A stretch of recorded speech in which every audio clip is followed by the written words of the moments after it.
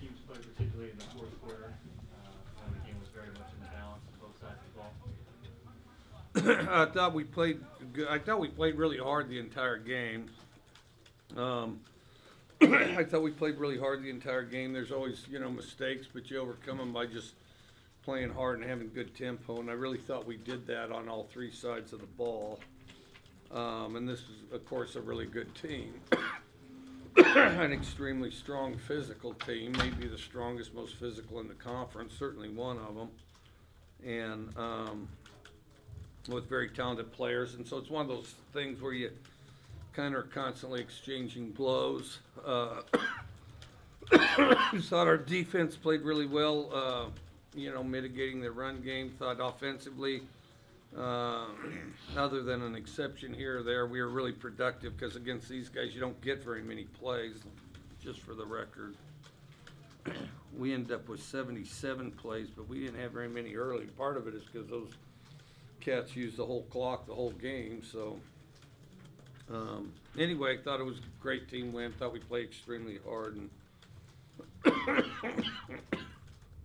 really all the quarters, not just the fourth quarter. Was that one of Luke Falk's best drives, starting on the 6-yard line, the eventual game-winning drive where he hit Tay Martin on a 3rd and 14 as well? Yeah, on the post. Yeah, it was a good one. I mean, shoot, I don't know. He's had a lot of them. I think one to beat UCLA was a good one. That one to beat, there's the one to beat Miami was a good one. I mean, there's a lot of them. He had that thing. One thing he's done a good job of, and he might have a record or something on this, is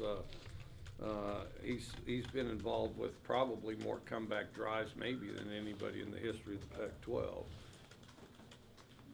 Was he more decisive today? Did you see what you wanted out of him? Yeah, I thought he had good tempo. I thought he was for sure. I thought he bounced around. Played with that chip on his shoulder, and I thought. I thought it rubbed off really on the rest of the offense for sure. When you play the wide receivers, I mean, from Bernard, Jameer, Tay, I mean, you go down the list, all of them seem to make impact plays at one point or another. Yeah, we had pretty good distribution, I thought. And I thought we caught the ball pretty well. There's all kinds of obstruction out there, or however you say it without getting in trouble. And but I thought they caught the ball pretty good. Every 4th and 1, I think you're going to go for it. Can you tell me the thought process that led to the pick 6 in the 3rd quarter? Well, we've gone for a lot of 4th downs. The fact doesn't make it a bad idea. The guy just jumped the route and took off and scored a touchdown. It's too bad, I thought that kind of baited us into the specific play and route. I thought we had other stuff. I mean, because it was kind of a this or that. And if I'd called the other one, that kid may still be running. But, here you look, you got this. And then, of course, it was about the time you snap the ball, they jump right there where you're hoping to go with the thing, What did you see of the defense in terms of the improvement this week? How they managed to stop Bryce Love, whereas they didn't against Gold Tate? Well, they're different offenses for one. They're dramatically different offenses, but I think that I think our scheme was good, and the thing is we played their run game well last year too, and the biggest thing is we gave up some big plays, but if we had to do over again, I doubt we would. You have a chance to talk to Powell about saving 2 of those returns, possible touchdowns?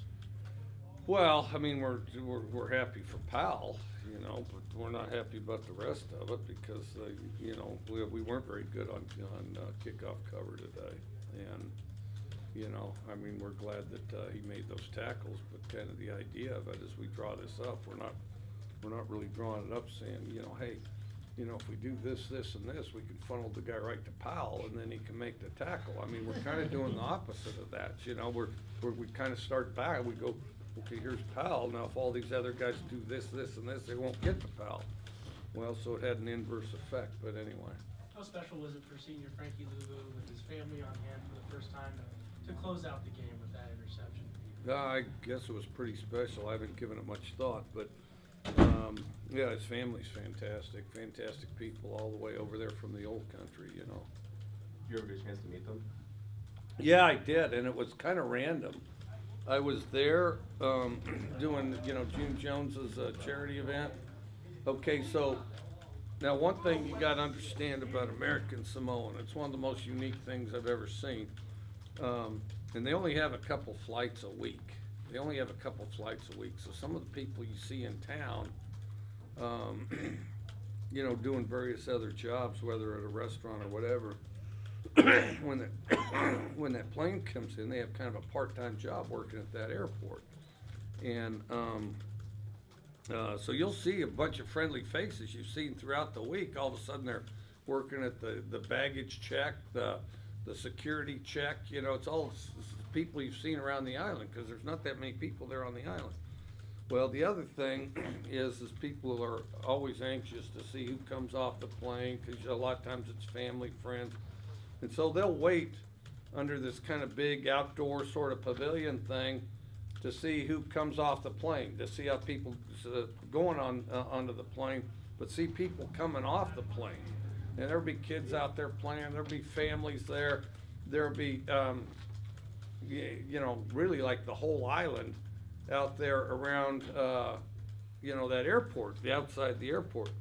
And so as we're going back, you know, as we're going back to the mainland, I meet a Pullman, and then, of course, June to Hawaii. June only had to fly half as far. Well, son of a gun, there's Frankie Lulu's parents. So I got to meet Frankie Lulu's parents. Got some cool beads and a cool T-shirt, and yeah. So it was, but it was kind of random, and they kind of did the airport thing. Okay, these guys are leaving on this flight, and no slipping through. So it was very good to meet them, and now they're here. So. Have you seen an increase in leadership from specifically him this season on defense? Yeah, I don't know how to define leadership sometimes, but you know, examples are the best leadership, and I think that Frankie's example's been really a good one, and you know, because he's explosive, he's dynamic, and I think that energy translates to other people, and I think that you know, makes them excited to play, and then. But, you know, I mean, he's kind of a run-through-the-wall type of guy, always plays fast and plays physical and, you know, just has an explosion to him. And I do think that other people draw from it. You know, he's not, you know, he's not one of those hey batter type of guys, you know, but he's, you know, but it's all, you know, by his example, his actions. Final couple for Coach. You got the one in the book. Any more plans for Dad's weekend? What's that? You got the one in the book. Any more plans for Dad's weekend? Shoot, no, because I spent all the time planning to put the win in the book. I mean, you know, whatever my plans are from here on, you can pretty well call my wife, and that, you know, which she'll go, well, I don't know, what do you want to do? Well, my thought is I spent all week thinking about this, so you go ahead and think about, you know, what happens next. So we'll see how she did. It seemed like the celebrations were pretty subdued, knowing what you guys still have left to play for. I don't know. I usually kind of just go in and you know, close it out, get ready for the next one. But I mean, everybody had a great deal of respect for Stanford, and you know, and this is a big win any way you slice it. I mean, you know, anybody that was anywhere near the field, you saw what their players looked like, and you saw what our players looked like. So, you know, it's kind of like spending the day moving mountains. So.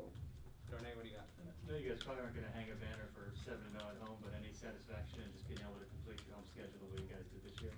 No, I think it's always huge to win at home, and it's always huge to kind of create that tradition of winning at home, which you know, we're starting to get a little more consistent at with our group. So I do think that's important. Last one for Coach. You are undefeated at home, but you have your last 2 games on the road where you've had some trouble. What do you tell your team to keep them focused on the prize of the Pac-12 North? You know, I think you just do the same thing and just go out there and play. You know, you just go out there and play the best you can, and lock in and focus on what you do. I don't know how much the road itself was a problem. I mean, you know, typically, typically it's, you know, it's a lot like Pogo Possum says. We've met the enemy and he is us. And so, yeah, so, you know, if Pogo Possum would've showed up here earlier in the season, maybe would've solved a couple of those. But it's our own, you know, it's our own stuff, so we just gotta be better ourselves, you know. All right, thanks, Coach. Let's start bringing players in.